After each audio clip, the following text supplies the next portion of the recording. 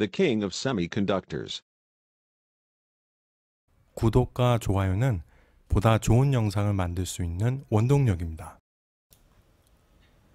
최근 퀄컴에게 백기투항을 한 애플이 내년에는 5세대 스마트폰을 출시할 수 있을 것으로 보입니다. 이에 따라 일각에서는 5세대 아이폰에 삼성의 모뎀 칩도 탑재될 수 있을 것이라는 전망을 하고 있습니다. 애플은 현재 원활한 5세대 모뎀 칩의 수급을 위해 퀄컴에게 항복하긴 했으나 향후 삼성과 퀄컴으로부터 동시에 모뎀 칩을 조달받음으로써 공급 위험을 낮추고 구매 가격 협상력은 높인다는 계획입니다. 물론 아직 공식적으로 5세대 스마트폰의 출시 일정을 발표하지는 않았으며 삼성전자와 퀄컴 간의 특허 계약 관계 때문에 실제로 애플의 통신 모뎀 칩을 공급할 수 있을지는 지켜봐야 합니다. 그렇지만 CPU 분야의 최강자 인텔이 잠시나마 스마트폰용 반도체 시장에서 멀어졌기에 삼성은 2030년 글로벌 비메모리 시장 1위라는 목표에 조금 더 가깝게 다가설 수 있게 되었습니다. 인텔 엔비디아가 선점한 CPU와 GPU 시장보다는 퀄컴이 1위를 하고 있는 스마트폰 AP 시장이 상대적으로 진출하기도 쉽고 특히 내년부터 빠른 성장을 할 5세대의 핵심인 통신 반도체 및 AP 시장을 선점할 수 있다면 메모리와 비메모리 반도체 시장을 동시에 석권하겠다는 삼성전자의 목표는 더 이상 꿈이 아닐 것입니다. 물론 아직까지 퀄컴 스냅드래곤의 입지가 우세하지만 삼성전자 역시 엑시노스라는 고성능의 AP를 보유하고 있고 퀄컴과는 다르게 자사의 스마트폰에 장착할 수 있기 때문입니다. 과연 삼성전자는 5G 반도체로 메모리 시장을 정복할 수 있을까요?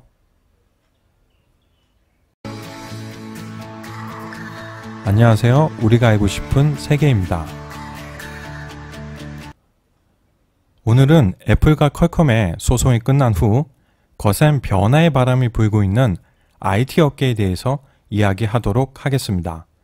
이제 모든 메이저 제조사들이 5세대 스마트폰을 준비하게 됨에 따라 새로운 시장의 개화가 더욱 빨라지게 될 것으로 보입니다. 이는 누군가에게는 새로운 기회가 되겠지만 누군가에게는 큰 좌절이 될 것입니다. 먼저 최대의 피해자 인텔의 상황을 살펴보겠습니다.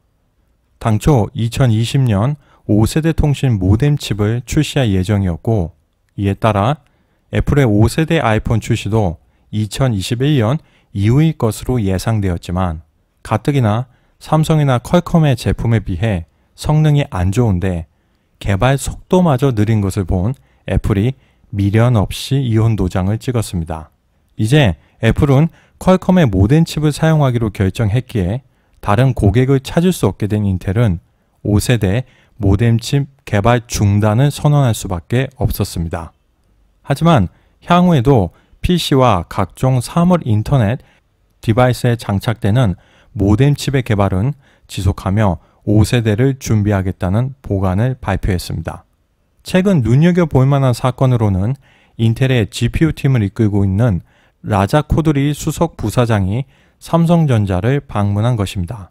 현재 인텔은 10나노 공정 전환이 지연되고 있으며 CPU 공급 부족 현상 역시 지속되고 있어 GPU의 생산은 외주를 줄 수밖에 없을 것으로 보이는데 엔비디아와 AMD가 TSMC를 파운드리로 채택하고 있기에 삼성전자에 생산을 위탁할 가능성이 높습니다. 과연 인텔의 GPU 시장 재진입이 성공할 수 있을지 기추가 주목됩니다. 물론 인텔이 최근에 이런저런 상처를 입긴 했지만 그래도 사자는 사자입니다. 비메모리 분야는 업황에 큰 변화가 없기에 인텔은 올해도 안정적인 수익을 얻을 수 있을 것으로 보이며 앞으로도 삼성전자와 치열하게 반도체 1위 기업의 자리를 놓고 다툼을 벌일 것으로 보입니다. 다음은 대만의 TSMC에 대해서 이야기해 보겠습니다. 지금까지의 상황은 아주 좋았습니다.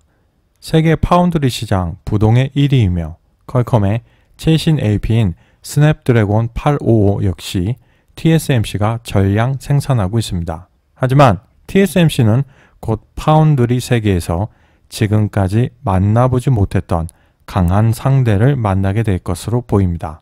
그것은 바로 삼성전자입니다. 퀄컴은 2020년 상반기에 AP와 5세대 모뎀 칩이 하나로 합쳐진 2세대 제품을 출시할 예정인데 이 통합 칩이 5세대 아이폰에 장착될 것으로 예상됩니다. 새로운 아이폰의 출시까지 약 1년 정도 남았다고 보면 올해 보다 뛰어난 기술력을 입증한 파운드리 기업이 퀄컴의 이 물량을 받을 가능성이 매우 큽니다. 최근 삼성전자는 EUV로 5나노 공정 개발에 성공하며 TSMC보다 한 발 앞선 상황이지만 TSMC 역시 2020년 상반기에 5나노 공정의 대량 생산 체제를 갖춘다는 계획이기에 누가 먼저 안정적인 5나노 공정을 시작할지가 승패의 향방을 가를 것으로 보입니다. TSMC 입장에서는 독보적인 기술력으로 독식하던 파운드리 시장에 무서운 적수가 나타난 셈이며 5세대 아이폰이 출시되는 시점에 세계는 비로소 누가 파운드리 시장의 진정한 승자인지 알게 될 것입니다.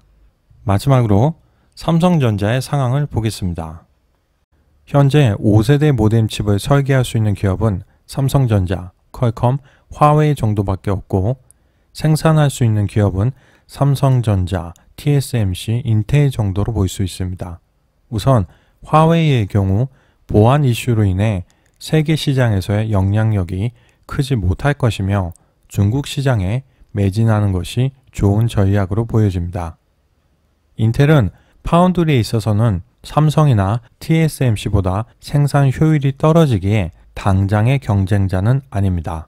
이와 같은 현 상황은 비메모리 반도체 시장 정복을 목표로 하는 삼성전자에게는 매우 좋습니다. 우선 4G 통신 반도체 시장에서의 격차를 5G에서 줄이고 퀄컴과 양강 체제를 구축하는 게 시급합니다.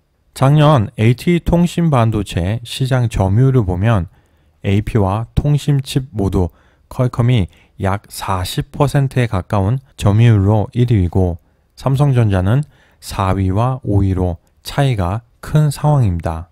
그래서 삼성전자는 현 상황을 역전하기 위해 5세대 통신 모뎀 엑시노스 5100과 무선 주파수 송수신용 칩셋 엑시노스 RF 5500, 전력 공급 변조 칩셋 SM5800의 양산에 돌입했습니다. 무선 송수신 반도체 RF 5500은 변환된 신호를 송수신하는 통로를 제공하고 전력 공급 변조 반도체 SM5800은 보내는 신호를 필요할 때만 증폭시켜서 스마트폰의 전력을 효율적으로 사용하게 합니다.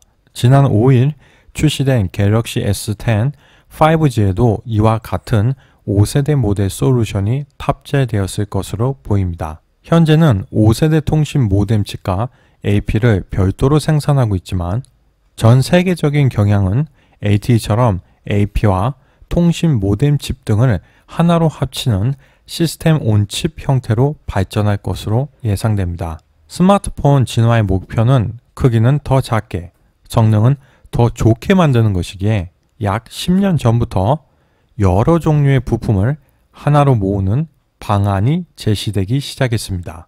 즉, 스마트폰의 AP가 CPU, GPU, GPS 모듈, 통신 모뎀 등을 모두 합치는 것입니다. 5세대 통신 반도체 시장은 2019년 1억 6,100만 달러에서 2021년에는 30억 7,300만 달러로 증가하고 2023년에는 79억 6,800만 달러로 급성장할 것으로 예상됩니다. 현재 5세대 반도체 시장에서 삼성전자와 퀄컴의 시장 점유율은 각각 7.5%, 87.9%로 퀄컴이 절대적으로 우세하지만 시장이 성장할수록 차이가 줄어 2023년에는 세계 1위인 퀄컴이 46.1%, 삼성전자가 2위로 20.4%를 기록할 것으로 예상됩니다. 이를 실현시키기 위한 한 가지 방법으로 삼성전자는 5세대 통신 모뎀칩과 AP가 하나로 합쳐진 고성능의 통합칩을 최대한 빨리 시장에 출시해야 할 것입니다.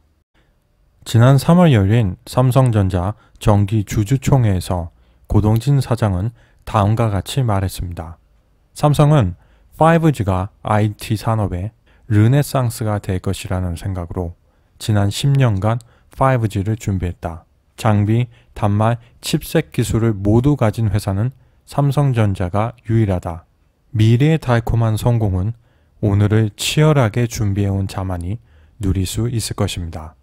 대한민국의 반도체 산업과 삼성전자의 선전을 기원하며 우리가 알고 싶은 세계, 오늘은 여기에서 마치겠습니다. 감사합니다.